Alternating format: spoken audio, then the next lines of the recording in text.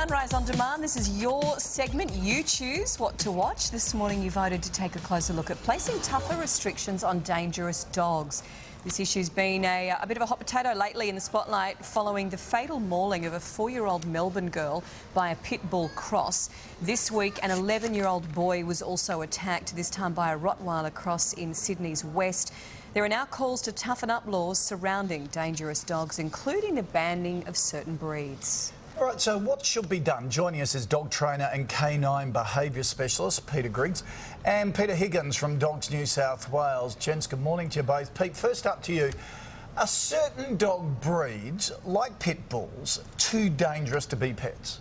Look, there are certain breeds of dogs, or types of dogs, I guess we should say, because some of them aren't recognised as breeds. Like, there's a dog called the Brazilian fighting dog, the Argentinian fighting dog, the Japanese Tosa.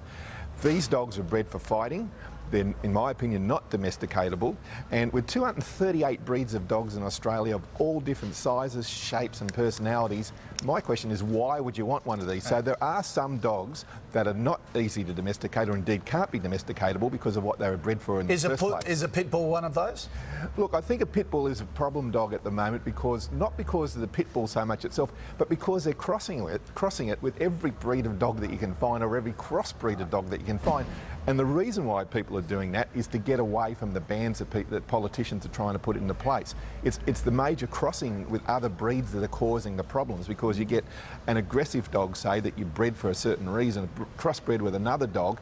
That's where the problem is. So breed-specific legislation, which is what the Victorian government's talking about, I don't think it's going to work. I think it's political grandstanding, a knee-jerk reaction to what's happened down there a few weeks ago with that little girl. So what we need to be able to do is say, that big black hairy dog over there, I don't care what it is, a ranger has to have the ability to be able to take it, because most of them are crossbred dogs. Yeah.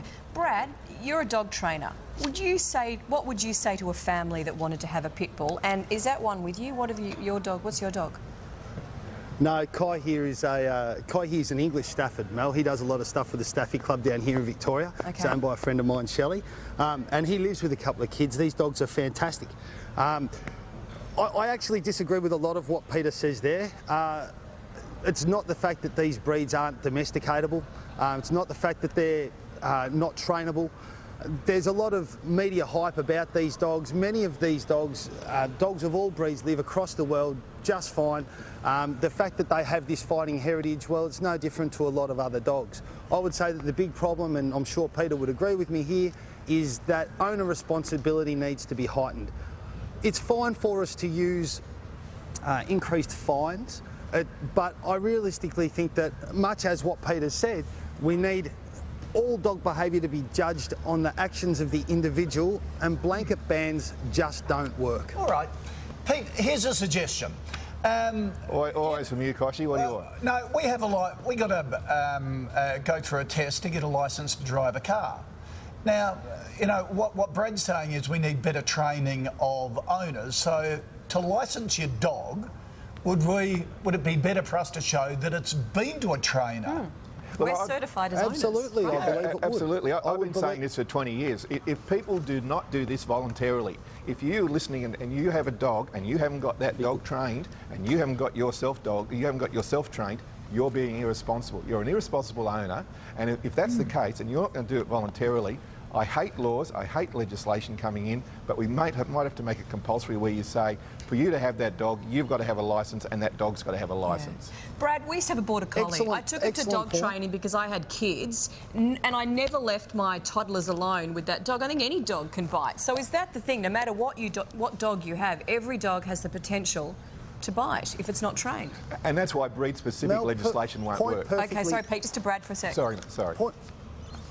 Point perfectly made. You didn't leave your children alone with the dog. Children make mistakes and dogs make mistakes, so let's not put them together and encourage mistakes to happen.